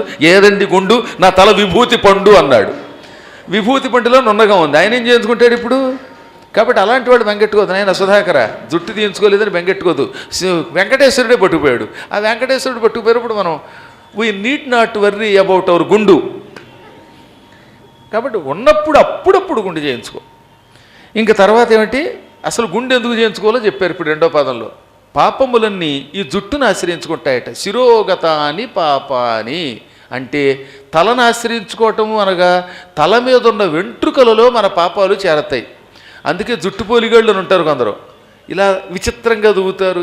యముడి దగ్గర కింకరులు, పిశాచాలు, భూతాల్లాగా దువ్వుతారే, ఈ వెంట్రుకల్లోకి ఆ పాపాలు చేరతాయట ఆ దువ్వడం వల్ల. జుట్టు మీద వ్యామోహం ఎక్కువ ఉంటుంది కదండి అందరికీ. ఈ మధ్య నా దగ్గరకు వచ్చిన వాళ్ళంతా గురువు గారు వ్యోమకేశ మంత్రం ఇవ్వరా అన్నాం. అంటే ఊడిపోయి జుట్టు తెచ్చుకుందామని ఎవడికోడికి ఆశ. ఈ జుట్టు పెచ్చున్నప్పుడు, ఆ జుట్టు మీద వ్యామోహం ఎక్కువైపోయినప్పుడు ఆ జుట్టులో పాపాలు చేరతాయి. అందుకని ఏం చేశాడు, ఈ వ్యామోహం పోతే పాపాలు పోతాయి కనుక మనం చేసే అసత్యాలు, మనం వాడేటటువంటి ఇంకా విచిత్రమైన మాటల పాపాలు ఇవన్నీ వెంట్రుకల్లో చేరతాయి కనుక మగవాళ్ళు గుండు గీయించగానే ఈ పాపాలన్నీ పటాపంచలు అవుతాయి. అందుకని ముండనత అంటే ముండనం చేయించుకోవటం వల్ల శిరోగతాని పాపాని యాంతి, శిరస్సును ఆశ్రయించుకున్న పాపములన్నీ వెళ్ళిపోతాయి, నశించిపోతాయి, ఎక్కడికో పోతాయి. అందుకని గుండు చేయించుకోవాలి అప్పుడప్పుడు. ఈ విషయంలో, ఈ తీర్థయాత్ర విశేషంలో కాశీ ఎందుకంత గొప్పదో నీకు తెలియజేస్తున్నాను విను. కాశీ కంటే గొప్ప క్షేత్రం ఎందుకు లేదు? ఈ తీర్థయాత్రలన్నీ చేయటం వల్ల చివరికి మళ్ళీ కాశీలోనే మరణించవలసిన యోగం పొందుతుంది, అప్పుడే కాశీకి వెడితేనే ముక్తి అనే కథని నీకు చెబుతాను. అంటే ఇప్పుడు వాడు అడిగిందిగా, మరి ఏమని అడిగింది? శ్రీశైల శిఖరం చూస్తే పునర్జన్మ ఉండదన్నావు, అలాంటప్పుడు చస్తే కాని ముక్తినివ్వని కాశీకి ఎందుకు వెళ్ళాలి అన్నది. అందుకని నేను ఏమన్నాడు, ఈ క్షేత్రాలు తిరగడం, ఈ ముండనాలు చేయించుకోవటం, రకరకాల తీర్థయాత్రలు చేయటం, దానాలు చేయటం, వీటన్నిటి వల్ల ఏదో ఒక జన్మలో కాశీలో మరణించే యోగం వస్తుంది, ఆ మరణ యోగం వల్ల ముక్తి వస్తుంది. అలా ఆ విషయం తెలియచేసే కథ చెబుతా విను. మధురాపురములో, ఏ మధుర? దాక్షిణాత్యంలో ఉన్న మధుర, మళ్ళీ ఉత్తర భారత మధుర కాదు. అంటే మధుర మీనాక్షి అంటున్నామే, తమిళనాడులో ఉన్నదే, అదొక మధురం ఉన్నది. ఉత్తర భారత్లో బృందావనం దగ్గర ఒక మధుర ఉన్నది. రెండు మధురలే. ఇప్పుడున్న ఆయన దక్షిణ భారతంలోని మధురకి చెందినవాడు. ఒక ఆయన ఉన్నాడు, ఆయనకి శివశర్మ అని పేరు. మధురాయాం ద్విజః కశ్చిదభూత్ భూదేవ సప్తమః తస్య పుత్రో మహాతేజ శివశర్మేతి విశ్రుతః. మధురా నగరంలో పండితుడున్నాడు, ఆయన బాగా చదువుకున్నవాడు. ఆయనకు ఒక్కడే కొడుకు, ఆ ఒక్క కొడుక్కి శివశర్మ అని పేరు పెట్టాట. ఈ కుర్రాడు చిన్నప్పటి నుంచి ఉపనయనమైన దగ్గర నుంచి వేదాలు చదివాడు, ఉపనిషత్తులు చదివాడు, వ్యాకరణం చదివాడు, ఛందస్సు చదివాడు, తర్కశాస్త్రం చదివాడు, మీమాంసా శాస్త్రం చదివాడు. ఇలా అన్ని శాస్త్రాలు చదివాడు. ఇవి కాక రకరకాలైనటువంటి ధనుర్విద్యాదులు కూడా నేర్చుకున్నాడు. శారీరక విద్యలు కూడా అవసరం, అందుకని ధనుర్విద్య, మల్లయుద్ధం అవి కూడా నేర్చుకున్నట్టుండయి. సాధారణంగా వేద విద్యలు నేర్చుకున్న వాళ్ళకేమో శరీర విద్యల మీద పెద్దగా పట్టు ఉండదు. ఎక్కడో ద్రోణాచార్యులు లాంటివాడిని పక్కన పెట్టండి, వేదము ధనుర్వేదము కూడా రెండు చేతులతో పట్టుకున్నవాడు ఆయన అని భీష్ముడు ఆయన పొగుడుతాడు. కానీ ఎక్కువ మంది వేదాలు అవి చదువుకున్న వాళ్ళు గజారోహణం, అశ్వారోహణం ఇలాంటివి నేర్చుకోరు, విలువిద్య నేర్చుకోరు, మల్ల యుద్ధాలు నేర్చుకోరు. కానీ ఈయన అలా కాదట, ఆయుర్వేదం నేర్చుకున్నట్ట. నాట్యవేదే కృతశ్రమ, నాట్యంలో కూడా ప్రమాణం పొందాడు, అంటే నాట్యంలో కూడా ఆరితేరాడు. అర్థశాస్త్రాణ్యనేకాని, అర్థశాస్త్రాలు డబ్బుకు సంబంధించిన శాస్త్రాలు చదువుకున్నాడు. తర్వాత ఏమన్నాడు, ప్రాప్య అస్య గజచేష్టితం. అస్య శాస్త్రం, గజశాస్త్రం, ఏనుగు ఎలా ప్రవర్తిస్తుంది, దాని మీద ఎలా ఎక్కచ్చు, దాన్ని ఎలా లొంగ తీసుకోవచ్చు, మొండి గుర్రాన్ని కూడా ఎలా లొంగ తీసుకోవచ్చు, ఇవన్నీ నేర్చుకున్నాడు. ఇది కాక మల్ల యుద్ధంలో ఉన్న 64 పట్లు నేర్చుకున్నాడు. చెట్టెక్కి దిగడం నేర్చుకున్నాడు. అసలు పూర్వం చెట్లు ఎక్కడ నేర్పేవారు? ఎందుకని అడవుల్లో ప్రయాణం చేస్తున్నప్పుడు ఏపులు వస్తే టక్కని చెట్టెక్కేస్తే తనను తాను రక్షించుకోవచ్చు. చెక్క చెట్లు ఎక్కడో నేర్చుకోవాలి. చెట్టు ఎక్కకపోతే పూర్వం పెళ్లి చేసుకునేవారు కదండి ఆడవాళ్ళు. అందుకే చెంచులక్ష్మి ఏమంది, చెట్టు లెక్కగలవా ఓ నర్రహరి పొట్ట లెక్కగలవా, చెట్టు లెక్కి ఆ చిటారు కొమ్మన్న చిగురుకో ఎగలవా, ఓ నర్రహరి చిగురుకో ఎగలవా. అంటే ఆవిడ కోసం ఎక్కగలనని చెప్పి పెళ్లి చేసుకున్నాడు చెంచులక్ష్మిని. చెట్టు లెక్కగలనే ఓ చెంచిత పుట్ట లెక్కగలనే, చెట్టు లెక్కి ఆ చిటారు కొమ్మన్న చిగురుకో ఎగలనే, ఓ చెంచిత నిన్ను మెంచగలనే అని పాడారట. కాబట్టి చెట్లు ఎక్కాలి. ఏమీ రాకుండా ఇంట్లో కూర్చుని ఏదో కాఫీ లేవగానే కాఫీ అని 3 సార్లు ఏదో రామ రామ రామ అన్నట్లుగా 3 సార్లు ఆచమనం చేయటం. ఓం కేశవాయ నమః, ఓం గోవిందాయ నమః, ఓం మాధవాయ నమః అని 3 గుటకలు వేసి ఆ తర్వాత గడగడ తాగేయటం కాఫీ. చెట్లు లేవు, పుట్టలు లేవు, గుర్రం ఎక్కడం రాదు. గుర్రం ఎక్కుతున్నారు ఈ మధ్యన రాత్రుళ్ళు. అది కొంతమంది ఉన్నారు మహానుభావు, యూనివర్సిటీలో కూడా పనిచేసి గుర్రం ఎక్కి సర్వనాశనం అయిపోయిన వాళ్ళు. రామరామ, వాళ్ళ రాముడే రక్షించాలి. అలా కాకుండా అన్నీ నేర్చుకునేవారు ఆ రోజుల్లో. అతడు అన్ని శాస్త్రాలు నేర్చుకున్నాడు. యవ్వనంలోకి వచ్చిన తర్వాత పెళ్లి చేసుకున్నాడు. ఒక్క భార్యని మాత్రమే చేసుకున్నాడు. ఆయన ఏకపత్ని వ్రతుడు, పరమధర్మాత్ముడు, అత్యుత్తముడు, అలాంటి మహానుభావుడు. ఆయనకి చాలామంది కొడుకులు పుట్టారు, కూతుళ్ళు పుట్టారు, అందరికీ పెళ్ళిళ్ళు చేశాడు. ఎంత డబ్బు సంపాదించాడో. ఆయన యావజ్జీవితం ఇతరులకి పాఠాలు చెప్పి డబ్బు సంపాదించాడు, పురాణములు చెప్పి డబ్బు సంపాదించాడు, ఇతరులకి అభిషేకాలు చేయించి డబ్బు సంపాదించాడు. ఓరి నాయనో, పౌనఃపుణ్యంగా అన్నారు. అంటే పునః పునః మళ్ళీ మళ్ళీ మళ్ళీ డబ్బు సంపాదించి అందరికీ పంచిపెట్టాడు. క్రమంగా ఆయనకి 60 ఏళ్ళు దాటిపోయింది. అప్పుడు భయం కలిగింది ఆయనకి. అందరికీ ఎప్పుడైనా అంతే. యవ్వనంలో ఉన్నప్పుడు, సర్వీసులో ఉన్నప్పుడు దేవుడు గుర్తుకురాడు. రిటైర్ అయిపోయాక జ్ఞానం ఉంటే అప్పుడైనా దేవుడు గుర్తుకొస్తాడు. జ్ఞానం లేనివాడికి 70 ఏళ్ళు వచ్చినా ఒకటి అనుకోండి. ఇప్పటికీ 70 ఏళ్ళు వచ్చినా పొద్దున్నే లేవగానే ఎక్కడ ఏ పార్టీ నెగ్గింది, ఎక్కడ ఫ్రీగా బస్సుల్లో ఎక్కనిస్తారు, ఫ్రీగా బస్సులు ఎక్కితే చాలు మన బతుకంతా అయిపోతుంది. ఇది ఇలాంటి పిచ్చి లక్షణాలతో ఆ వార్తలు చూసుకునే వాళ్ళు ఎక్కువగా ఉంటారు కదా లోకల్లో. అదొక కర్మ. ఇప్పటికీ భగవద్కథలు వినేవాళ్ళు లేరు, ఏది ముసలితనంలో కూడా. ఇంకా చాలామంది నయ్యం, కనీసం రిటైర్ అయ్యాకైనా పారాయణలు చేస్తున్నారు, అప్పుడైనా భగవద్కథలు వింటున్నారు, అప్పుడైనా బాగుపడుతున్నారు. ఈయనకి ఈ ముసలితనంలో 60 ఏళ్ళు దాటగానే ఒక రోజున ఒక ఉదయం పూట జ్ఞానోదయం అయ్యింది. అయ్యయ్యో 60 సంవత్సరములు దాటిపోయింది నాకు. ఇన్నాళ్ళు నేను ఒక్కనాడు కూడా శ్రీ సూక్తం చదవలేదు, పురుష సూక్తం చదవలేదు. పవమాని పఠింపనైతి అని శ్రీనాథుడు అనువాదం చేస్తాడు. పవమాన సూక్తం చదవలేదు, అగ్ని సూక్తం చదవలేదు. కానీ శ్లోకము పద్యం రెండూ గొప్పవేనండి. 26వ శ్లోకంలో శ్రీ సూక్తం పావమానీచ బ్రాహ్మణో మండలానిచ జప్తం పురుష సూక్తం నపాపారి శతరుద్రియం అని ఆయన అనుకున్నాడు. అనగా నా అనడం ద్వారా వ్యతిరేకం అన్నమాట. శ్రీ సూక్తం చదువుకోలేదు, పవమాన సూక్తం చదవలేదు, బ్రాహ్మణములు అని పిలువబడేటటువంటి సూక్తులు చదవలేదు, పురుష సూక్తం జపం చేయలేదు, శతరుద్రం చదవలేదు, నా జీవితంలో నమ్మక చమకాలు చదవలేదు, నేను ఎప్పుడూ నిత్యశ్రాద్ధాలు చెయ్యలేదు, దానాలు చెయ్యలేదు. ఏది పితృదేవతలకి పిండ ప్రదానాలు చేయలేదుట. అసలు ఎంత దరిద్రులు ఉంటారో కొంతమంది అని నేను అనలేదు, వ్యాసుడు అన్నాడు, మళ్ళీ నా మీద పడద్దు. పెద్దవాళ్ళు చచ్చిపోతే పిండ ప్రదానాలు లేవుట, తద్దినాలు లేవుట. ఏమన్నంటే మాకు ఆనవాయితీ లేదండి అంట. అవేమీ చేయలేదు. నిత్యశ్రాద్ధం ఆయన చెప్పాడు. భూతబలిం తథా అతిథి సమర్చనం, శ్రాద్ధాలు లేవు, నా శ్రాద్ధం పెట్ట అని తాను తిట్టుకుని, భూతబలి లేదు, అతిథుల్ని గౌరవించలేదు, నా బతుకంతా డబ్బుతో గడిచింది. ఒక్కసారి కొంచెం జాగ్రత్తగా వింటారా మీరు ఈ కథ? ఇందాక ప్రారంభంలో ఏం చెప్పారు?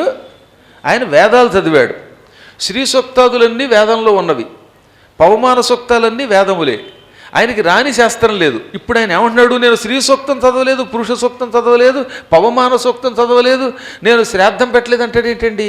ఇందాక దానికి దీనికి ఏమన్నా పోలికుందా అని అనుమానం ఎప్పుడైనా వచ్చిందా మీకు? ఉంది. ఈయన అన్ని శాస్త్రాలు చదువుకున్న దేనికి? డబ్బు కోసం. శ్రీ సూక్తం చదివాడు కానీ తన కోసం చదవలేదు, అవతల వాడికి డబ్బు ఇస్తే జపం చేసి పెట్టాడు, అందుకని నా కోసం చదువుకోలేదు అన్నాడు. ఇప్పుడు ఆయన, నేను ఎంతసేపు ఇతరుల కోసం జపం చేశాను, ఇతరుల కోసం పారాయణం చేశాను, ఇతరుల కోసం అన్నీ చేసి వాళ్ళు ఇచ్చిన డబ్బులు పుచ్చుకోవటం వల్ల నాకేం పుణ్యం వస్తుంది? రాదు కదా. నేను డబ్బు మీద దృష్టితో చదివాను తప్ప, అహో ఇది ఒక గొప్ప వేదం అని నా కోసం చదవలేదు, అది నేను చేసిన పొరపాటు అని అంతరార్థం అనమాట. ఈ టెక్నిక్ తెలియకపోతే చాలామంది అన్నారనమాట, ఈ పురాణం మాకు అనుమానం కలిగిస్తోందండి, ఎంతసేపు ఆయన చదువుకున్నాడంటారు, ఇక్కడికి వచ్చాక నేను శ్రీ సూక్తం చదవలేదంటాడేమిటి, ఆయన రోజు శ్రీ సూక్తం ఇతరులకు చదివాడు కదా అని అనుమానం రావాలి. వచ్చింది కూడా, ఒక ఆయనకి అడిగాడు, అప్పుడు ఇదే చెప్పాను. ఈయన డబ్బు కోసం చేశాడు, ఆ డబ్బు కోసం చేసినంతకాలం తనకి ఫలితం రాదు. అదే తన కోసం జపం చేసుకోమని ఇంట్లో కూర్చుని పొద్దున్నే గాయత్రి మంత్రం తన కోసం చేసుకుంటే ఆ ఫలితం తనకు వస్తుంది. అదే ఇతరుల కోసం జపం చేస్తే, డబ్బు పుచ్చుకుని చేస్తే అప్పుడు ఆ ఫలితం తనకి రాదు. తన కోసము ఇతరుల కోసము కూడా పనికొచ్చేలా చేసేది ఒక్క భాగవత సప్తాహమే. అందుకనే భాగవతం గొప్పదన్నారు. భాగవతాన్ని నువ్వు ఏ వంకతో చేసినా అది నిప్పు లాంటిది. అందువల్ల నిప్పు తెలిసి తొక్కినా తెలియక తొక్కినా కాలుతుంది. భాగవతం ఇతరుల కోసం చేసిన అది నిప్పు గనక నీ పాపములను వాళ్ళ పాపములను కూడా భస్మం చేస్తుంది. అంత గొప్ప అగ్నిహోత్రం భాగవతం. అందుకని భాగవతాన్ని చదవండి అంటున్నాను. వాళ్ళు కూడా అందుకనే ఎవరు డబ్బు ఇచ్చారా లేదా, టిక్కెట్ ఇచ్చారా లేదా అనేది ఆలోచించకుండా ఎందుకు చదువుతున్నారంటే దాని గొప్పతనం వాళ్ళకి తెలుసు కాబట్టి. మన అదృష్టం ఏమిటంటే అలాంటి వాళ్ళు మనకి దొరకడం. కేవలం లౌకిక పారాయణ ధనం కోసం చేయమంటే బోల్డ్ మంది వచ్చి పడతారు మనకి. మీ పూర్వజన్మ సుకృతం వల్ల, నేను చేసుకున్న పుణ్యం వల్ల మన కోసం ఆ వచ్చినటువంటి పుణ్యాత్ములు వాళ్ళ బతుకు వాళ్ళు బతకగలరు. కేవలం భాగవతం చదవటం వల్ల మేము తరిస్తాం, మేము చదవడం వల్ల ఇతరులు తరిస్తారు, వాళ్ళని తరింపజేస్తూ మేము తరించడానికి పనికొచ్చే గ్రంథం ఇది అనుకుని ప్రాణం పోయేదాకా చదువుతాం అనుకుంటూ వస్తున్నారు వాళ్ళు. 70 ఏళ్ళు దాటిపోయినా ఇంట్లో వాళ్ళు కూడా కూర్చోవచ్చు, వాళ్ళకి కూడా బోల్డ్ పెన్షన్ వస్తుందండో, టెన్షన్ ఏం లేదు. టెన్షన్గా పెంచిన పుచ్చుకుంటూ ఇంట్లో కూర్చుంటే బతుకు గడిచిపోతుంది. వాళ్ళకు కూడా పొద్దున్న మంచి భార్యలే దొరికారు, వీళ్ళు మంచి భర్తలే. భార్య ఒకవేళ పొద్దునే పెట్టకపోతే వీళ్ళే కాఫీ పెట్టి ఇవ్వగలిగేవాళ్ళే. అయినప్పటికీ కాఫీ కాఫీ అనుకోవడంతో పాటు రామా అనుకుంటే ఎందుకు పారాయణకు వస్తున్నారంటే శాస్త్రం మీద ఉన్నటువంటి నమ్మకం. ఇప్పుడు మీకు అర్థమైంది కదా, పారాయణ గొప్పతనం ఎప్పుడు అంటే ఇతరుల కోసమే కాకుండా నమ్మకంతో మన కోసం కూడా చెయ్యాలి. ఇతడు ఇంత పూర్వం డబ్బు కోసం తప్ప ఇంకో దానికి చేయలేదు. ఇతరులకు పాఠం చెప్పి డబ్బు పుచ్చేసుకోవడం వల్ల ఇతనికి పుణ్యం లేకుండా పోయింది. అందుకని ఇప్పుడు బాధపడుతున్నాడు. నేను దాన ధర్మాలు చేయలేదు, ఇంటికి వచ్చిన వాడికి అన్నం ముద్ద పెట్టలేదు ఏనాడు పాపం. బోలెడు సంపాదించాను, అందరికీ ఇచ్చేశాను, ఇప్పుడు నేనేం చేయను. ఎన్ని రాశాడండి ఇక్కడ. చాంద్రాయణ వ్రతం చేయలేదు, కార్తీక మాసంలో పద్మాకర్ గారు కోటి దీపోత్సవం పెడితే నన్ను పిలవలేదని వెళ్ళలేదు, ఇది పిలవలేదని బొట్టు పెట్టి వెళ్ళలేదట. ఆ తర్వాత ఇంకా ఏమిటి, ఎప్పుడు ఉపవాసం ఉండలేదు, శరీర శుద్ధి చేసుకోలేదు, ఆవుల శాలకు వెళ్ళి గంగడోలు దువ్వలేదు, అంటే ఆవులు గంగడోలు దువ్వితే కూడా పుణ్యం, అది చేయలేదు. నా వేదాన్ నచ శాస్త్రాన్ని నార్థోదారాననోసుత అన్నాడు. అంటే నా కోసం వేదాలు చదువుకోలేదు, నా కోసం శాస్త్రాలు చదవలేదు, క్షేత్రాలు తిరగలేదు. పాపం పద్మాకర్ గారు 37 ఏళ్ళుగా ఎన్ని తీర్థయాత్రలకు తీసుకెళ్ళాడు ఆయన. నానాయాతన తిరుగుతున్నాడే. ఆయనతో ఒక్క తీర్థయాత్ర కూడా వెళ్లకుండా రాత్రి వేసరికి తీర్థం సేవించే వాళ్ళ లిస్టులోకి వెళ్ళిపోయానే, దానివల్ల ఎన్ని పాపాలు చేసి ఉంటాను. ఇలా బాధపడ్డాడు పాపం ఆయన. ఇప్పుడు ఆయనకి ఇంకేం కలిగింది, తీర్థయాత్రలు చేస్తేనే తరిస్తామని అర్థమైపోయింది. వేదములు, పురాణములు, ఇతిహాసములు అన్నీ ఏమని చెప్పాయి, మానవుడు తీర్థయాత్రలు చేయకపోతే వాడు తరించడు, కాబట్టి తప్పనిసరిగా తీర్థయాత్రలు చేయవలసిందే. మానవుడై పుట్టాక వాడు తీర్థయాత్రకు వెళ్ళాలి అని వెంటనే ఒక నిర్ణయానికి వచ్చాడు. ఆయనకి ఆస్తి చాలా ఉందని చెప్పారుగా, ఈ ఆస్తిలో ఒక భాగం భార్యకి రాశాడు, మిగతా భాగాలు 16 భాగాలు చేశాడు. 16 పిల్లలటారికి షోడశ కళాప్రపూర్ణుడు అనమాట. అందుకని ఈ షోడశ కళ రూపాలైన పిల్లలకి 16 వాళ్ళ వాటా ఇచ్చాడు. కొంత డబ్బు బంగారాన్ని మూటగట్టుకు బయలుదేరాడు. ఎందుకని, దానాలు చెయ్యాలి గనక, ధర్మాలు చెయ్యాలి గనక, తీర్థయాత్రల్లో డబ్బు ఉండాలి గనక. డబ్బు లేకపోతే తీర్థయాత్రల్లో కష్టం కదా. ఏదో అన్నం అంటే ఎవడన్నా అడుక్కుంటే పెడతాడు, కానీ ఓ వస్త్రం కావాలన్నా, ఓ గతి తీసుకోవాలన్నా, కొన్ని క్షేత్రములలో కొన్ని దానాలు చేయాలన్నా డబ్బు అవసరం అనుకుని కావలసినంత బంగారు కాసులు మూట ఒకటి కట్టుకున్నాడు. ఆ మూట వీపుకి వేళ్లాడు కట్టుకున్నాడు. తక్కువ సామగ్రి తీసుకున్నట్ట. తీర్థయాత్రకు వెళ్ళేవాడు తక్కువ సామగ్రితో వెళ్ళాలి, లెస్ లగేజ్ మోర్ కంఫర్ట్ అప్పుడు చెప్పారు. అందుకని తక్కువ సామాన్ తీసుకుని కాలినడకన తీర్థయాత్రకి బయలుదేరాడు. భార్యకి చెప్పాడు, నువ్వు కూడా వస్తావంటే, అమ్మో నాకు కొడుకులంటే ఇష్టం, కోడళ్ళంటే ఇష్టం, మనవలు మనవరాళ్ళు ఉన్నారు, ఐ డోంట్ వాంట్ తీర్థయాత్ర, నేను తిరగలేను అందుట. అయితే అదృష్టం, ఇది ఇంకా మంచిది, నువ్వు నీ అంతట నువ్వు రానన్నావు కనుక నాకేం ప్రమాదం లేదు అని ఆవిడని వదిలేసి బయలుదేరాడు. ఓ దర్భ చేత్తో పట్టుకున్నాడు. ఇప్పుడు మీ అందరికీ దర్భ ఇచ్చారా? ఎందుకు ఇచ్చారు? గురువుగారు చెప్పారు కనుక పురాణంలో ఇచ్చారు.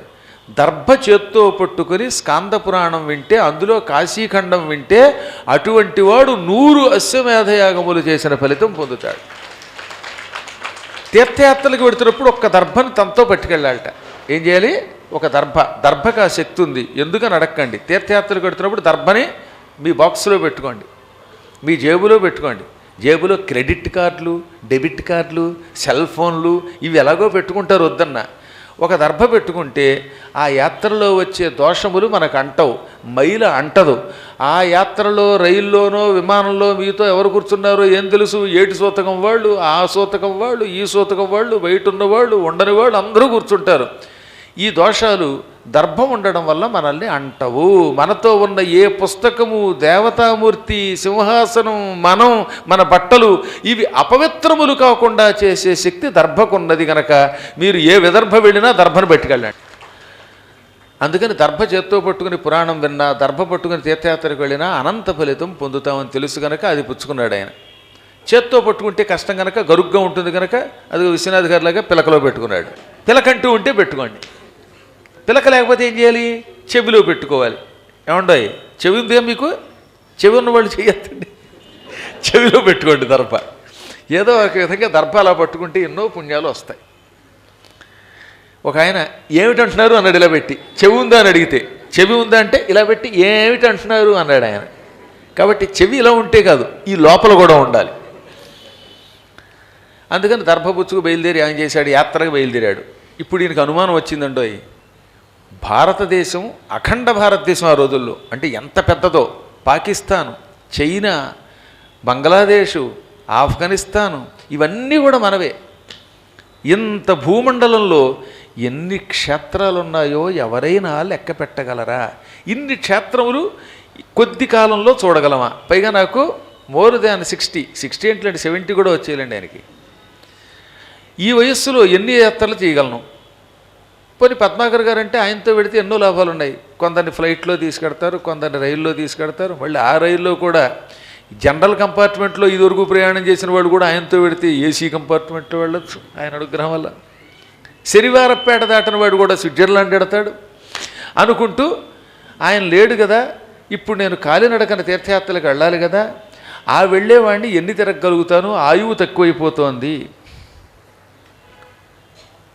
అని బాగా ఆలోచించాడు. కరికర్ణాంత విలోలమాయువు, ఆయువు ఎటువంటిది? ఏనుగు చెవి చివరి వంటిదట. ఏనుగు చెవి దగ్గర కింద చూడండి, మనందరికీ చెవులకి కింద భాగం ఉంటుందే, ఆడవాళ్ళు మగవాళ్ళు కూడా కుండలాలు పెట్టుకునే ఈ ప్రాంతం. ఏనుగుకి చూడండి ఇలా కదులుతూ ఉంటుంది, ఒక్క క్షణం నిలకడగా ఉండదు. ఏనుగు చెవుల యొక్క చివరి భాగం కదులుతూ ఉంటుందండి. అదేమిటో కోతిలాగా, కోతికి నిలకడ ఉండదు. ఏనుగు చెవి చివరి భాగం కూడా అంతే, అలా చపలత్వంతో కదులుతుంది. మన ఆయువు కూడా అటువంటిది. అనగా ఆయువు రోజు రోజు చక్క చక్క చక్క వెళ్ళిపోతుంది. ఇప్పుడు పాపం రోజు వస్తున్నారు చూడండి, ఆవిడ కుర్చీ వేశాను. ఆవిడ కొద్ది రోజుల క్రితం వరకు నేను నవయవ్వనంతో ఉన్నాను, రోజుకి 10 కేజీలు బియ్యం అన్నం వండగలిగాను అన్నారు ఆవిడ. క్షణంలో కళ్ళు మూసి తెరిచే లోపల వార్ధక్యం వచ్చేసింది. తాతయ్య గారు కూడా చెప్తున్నారు, నిన్న మొన్నటిదాకా 16 ఏళ్ల కుర్రాడినండి, ఇంకా పెళ్లి చూపులు కడదాం అనుకున్నాను ఆ రోజుల్లో, ఇప్పుడు చూస్తే నా మునిమనవుడికి కూడా పెళ్లి చూపులు వచ్చేసాయి అన్నారే. కాలం అంత వేగంగా వెళ్ళిపోతుంది, అందరం మారిపోతున్నాం. పెళ్ళి అవ్వలేదనుకున్న వాడికి పిల్లలు వచ్చేస్తున్నారు, పిల్లలు పుట్టలేదనుకున్న వాళ్ళకి పుడుతున్నారు, పుట్టిన వాళ్ళు కళ్ళు తీసి మూసి తెచ్చాక వాళ్ళకి పిల్లలు పుడుతున్నారు. ఆ తర్వాత మనం భూలోకంలో ఉండడమే లేదు. మన కళ్ళ ముందు ఎంతోమంది వెళ్ళిపోయారు. ఆయువు చెక్క చెక్క చెక్క వెళ్ళిపోతూ ఉంటుంది. పడుచువాడు ముసలాడు, ముసలాడు శరీరం విడిచిపెట్టడం, విడిచిపెట్టిన వాడు పైలోకాలకు వెళ్ళడం, మళ్ళీ వాడు పుట్టడం, ఇదంతా ఒక చక్రం కింద జరిగిపోతూనే ఉంటుంది. ఓ 50 ఏళ్ల క్రితం మా భారతమ్మ ఆవిడని అడగని చెబుతుంది, ఆవిడప్పుడు పుష్కం లంగా ఓణి వేసుకు తిరిగిందిట. ఇప్పుడు కాళ్ళు నొప్పులు పెడుతున్నాయట.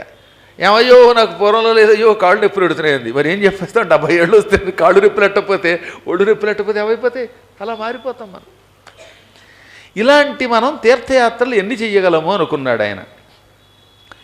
యావత్ స్వస్థోస్తి మే దేహో యావన్నేంద్రియ విక్లభః తావత్ స్వశ్రేయసాం హేతుం తీర్థయాత్రాం కరోమ్యకం.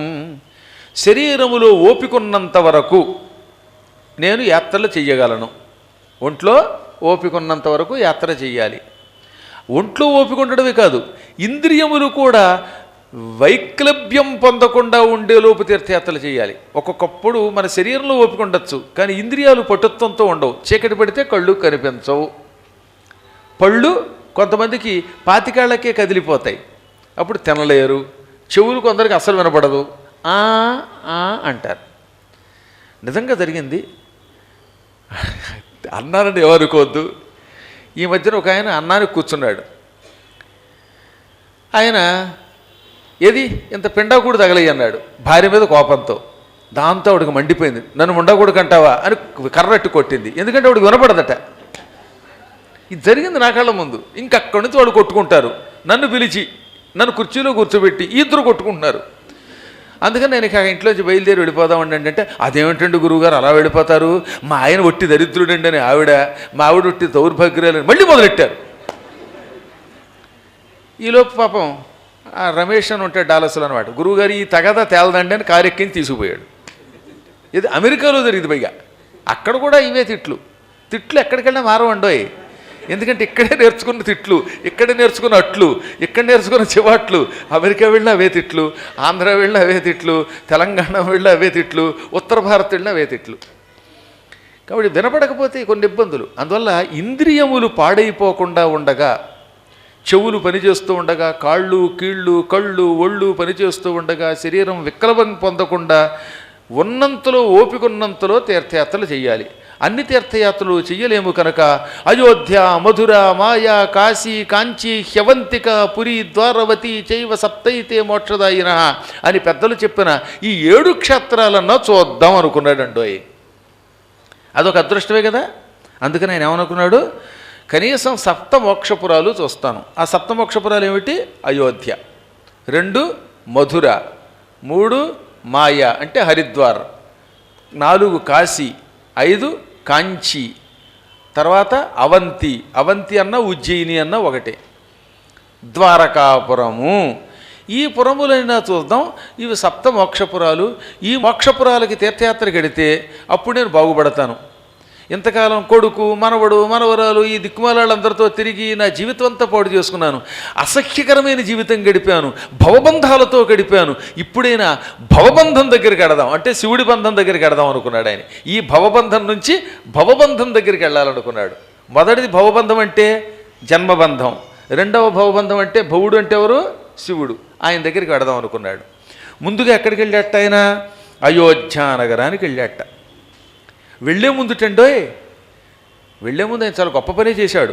గణేశాన్ అంటే విఘ్న దేవతలందరినీ పూజించాడు. బ్రాహ్మణుల్ని పూజించాడు, వాళ్ళకి భోజనం పెట్టాడు. అప్పుడు అయోధ్య నగరానికి వెళ్ళాడు. ఈ అయోధ్య శత్రువులు ప్రవేశించటానికి వీలు కాని పురం. ఏ శత్రువులు? కామ, క్రోధ, లోభ, మోహ, మద, మాత్సర్యాలని పిలువబడే అంతఃశత్రువుల్ని మన హృదయంలో ప్రవేశించకుండా చేస్తుంది. అందుకే అయోధ్య ద్విషత్ అసాధ్య అంటే శత్రువుల చేత సాధింపడానికి వీలు కాని పురం అనుకుని అక్కడ 7 రోజులు ఉండిపోయాడు. సరయూ నదిలో స్నానం చేశాడు, పిండ ప్రదానాలు చేశాడు. ఈయన వెళ్ళే నాటికి రాముడు ఇంకా అవతరించలేదు. ఇది కృతయుగం నాటి మాట. అది కూడా పద్మకల్పం నాటి కథ.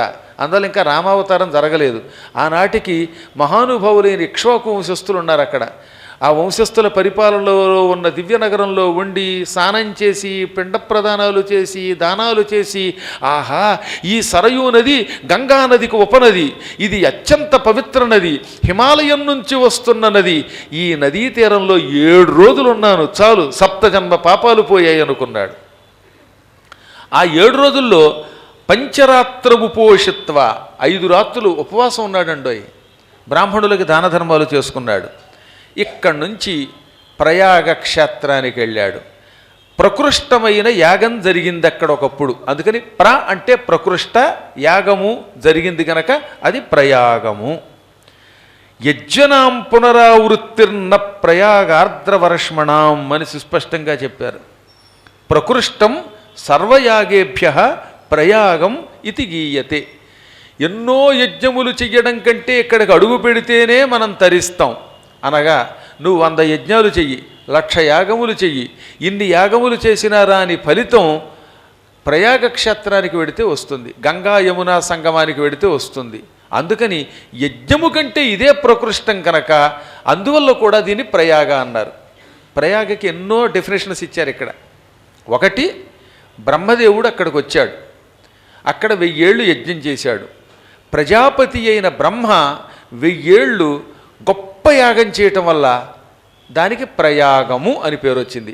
అంటే ప్రకృష్ట, యాగము జరిగింది, అందుకని ప్రయాగం.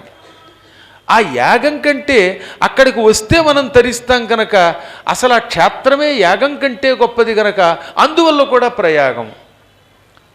ఇక్కడ యజ్ఞం చేసిన వాడు యజ్ఞానంతరం దానం చేస్తే వాడికి పునర్జన్మ ఉండదు. అలా పునర్జన్మ లేకుండా చేసేటటువంటి కాశీకి వాడు వెళ్ళగలుగుతాడు, అక్కడ మరణించగలుగుతాడు. అందువల్ల కూడా దానికి ప్రయాగం అని పేరు వచ్చింది.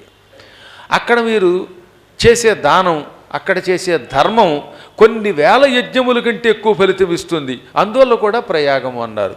ఆ క్షేత్రంలో ఆయన 9 రోజులు ఉండిపోయాడు. ప్రపంచ ప్రళయకాలంలో కూడా విష్ణువు అక్కడికి వచ్చి గంగా యమున సంగమం జరిగేలా చూస్తాడు. అటువంటి క్షేత్రంలో దానములు చేసుకున్నాడు. ఈ క్షేత్రానికి మరొక లక్షణం ఉన్నది. అక్కడ మాధవుడు ఉన్నాడు. ప్రయాగే మాధవం దృష్టవా. ప్రయాగంలో మాధవుడు ఉంటాడండి. ఆయన ప్రయాగ మాధవుడు. మహానుభావుడు కుంతి మాధవుడు, బిందు మాధవుడు, ప్రయాగ మాధవుడు, ఈ మాధవులందరూ ఇక్కడ లక్ష్మీ మాధవుడు, శ్రీమాధవుడు అని కూడా పిలువబడతాట. శ్రీమాధవ అని ఇక్కడ రాశారు 53వ శ్లోకంలో. ఇలాంటి ఆ మాధవుణ్ణి కూడా ఆయన సేవించాడు. అక్కడ కొంతకాలం ఉన్న తర్వాత కాశీ క్షేత్రం దగ్గరికి బయలుదేరాడు. ఇంకా కాశీ చూడగానే పులకించిపోయాడు ఆయన. ఆహా, యుగ యుగములుగా నాశనము లేని దివ్యస్థలం ఇది. ప్రపంచమంతా నాశనమైపోయినా నాశనం కాకుండా ఈశ్వరుడు తన శూలాగ్రం మీద నిలబెడతాడు ఈ వారణాసిని. అందుకే కాశీ అని దానికి పేరు వచ్చింది. కాశ్రు దేప్తౌ. కాశ్రు అని ఒక ధాతు ఉన్నది. దానికి అర్థం ప్రకాశించుట. ప్రళయకాలంలో లోకములన్నీ నాశనమైపోయినా నాశనం కాకుండా ఇదొక్కటి వెలుగుతూ ఉంటుందిట శివుడి శూలం పైన. అందుకని దీనికి కాశీ అని పేరు. అటువంటి క్షేత్రానికి వచ్చాడు. ఈ డెఫినేషన్స్ అన్నీ తర్వాత వస్తాయిలండోయ్. కుమారస్వామి ఈ కాశీ యొక్క నిర్వచనం తర్వాత ఇస్తాడు. ఇక్కడ ప్రస్తుతం కొద్దిగా చెప్పాడు. అబ్బో, కాశీఖండం చాలా గొప్పది, ఎన్ని కథలు ఉన్నాయి, అవన్నీ చెప్పుకోవాలి. అందులో దివోదాసు గారి చరిత్ర మరింత గొప్పది. ఏ రోజు మనం రాకపోతే ఆ రోజు కాశీక్షేత్ర మహిమలో కొంత లోపం వచ్చినట్టే. అందువల్ల మీరంతా నాకంటే ముందు వస్తున్నారు. నేను లేచిన తర్వాతే లేస్తున్నారు. పాపం మీకు భగవంతుడైన కాశీ విశ్వనాథుడు ఈ మొత్తం 10 రోజులు కాశీఖండం వినే యోగం ప్రసాదించుగాక అని మంగళాశాసనం చేస్తున్నాం.